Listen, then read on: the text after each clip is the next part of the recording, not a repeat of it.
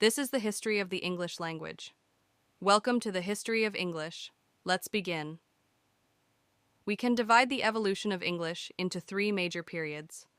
Old English, 450 AD to 1100 AD. Middle English, 1100 AD to 1500 AD. Modern English, 1500 AD to the present. And if you didn't already know, we are actually speaking modern English right now. English is a Germanic language, but does that mean English came from German? No, absolutely not. The term Germanic language refers to a group of ancient tribes that likely spoke the same language, a language that no longer exists today. Modern Germanic languages include German, English, Dutch, Swedish, Danish, and many more.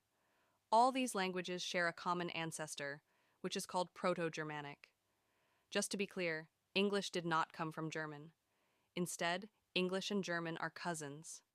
The history of the English language is a history of conquests and migrations, and its beginnings were no different. This was not a sudden invasion. It's not like all of England was conquered on a Tuesday. Instead, it was a gradual process where the Celtic people were pushed out of many areas, and Old English was born. Old English lasted from 500 AD to 1100 AD, and during this period, literary masterpieces like Beowulf were written. Let's listen to a piece of Old English. Hwet, we Gardena in Girdagum. If you didn't understand a word, don't worry, I can't either. Maybe you can recognize a few sounds, but overall, Old English feels like a completely different language.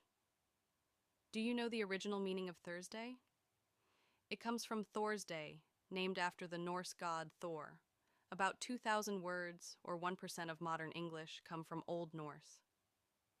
So, the history of the English language is a story of conquests, change, and cultural influences.